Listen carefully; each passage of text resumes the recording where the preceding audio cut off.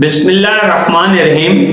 کچھ لوگ زندگی کو اس لیے اذیت ناک بنا لیتے ہیں کہ وہ ہر ناکامی کے لیے اپنی ذات کو مورد الزام قرار دینے کے عادی بن جاتے ہیں۔ اگر ان سے یہ غلطی نہ ہوتی تو وہ کبھی ناکام نہ ہوتے، اگر یہ حماقت نہ ہوتی تو آج عیش کر رہے ہوتے، میری قسمت ہی خراب تھی۔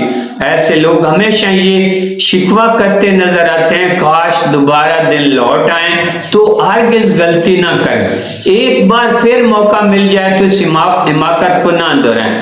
بے شک آپ اس غلطی کو دوبارہ نہیں کریں گے، لیکن کوئی نئی غلطی ضرور کریں گے اور کہیں گے اگر میں اس غلط راستے پر چلنے کی بجائے یہ صحیح راستہ اختیار کر لیتا تو زندگی کے سفر میں کامیابی کے منزل پا لیتا۔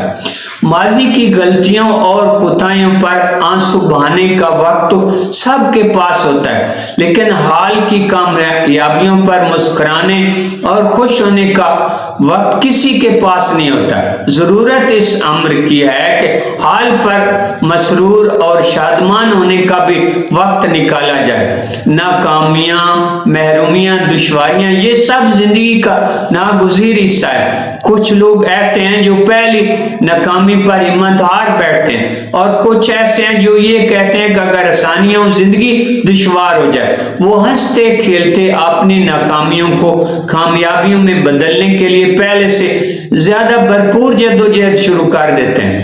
کچھ لوگ حوادث سے الجھ کر مسکراتے ہیں اور جرأت و حوصلے کے ساتھ ان کا مقابلہ کرتے ہیں، اور بعض افراد صرف یہ آرزو کرتے ہیں زندگی کی تمام خوشیاں اور آسائشیں سونے کی پلیٹ میں رکھ کر ان کو پیش کر دی جائیں۔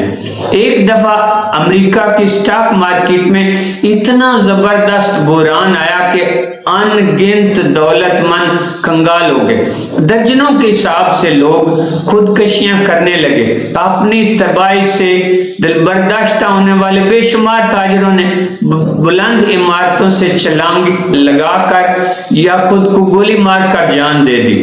ان دولت مند افراد میں ایڈی کانٹر بھی شامل تھا، لیکن اس نے اپنی تباہی پر خودکشی کرنے کی بجائے ایک مزاحیہ کتاب لکھی، برے پن سے۔ یہ کتاب بہت مشہور ہوئی۔ دوسرے نے خودکشی کر لی اور اس نے مزاحیہ کتاب لکھی۔ یہ فرق ذہن نشین کرنے والا ہے۔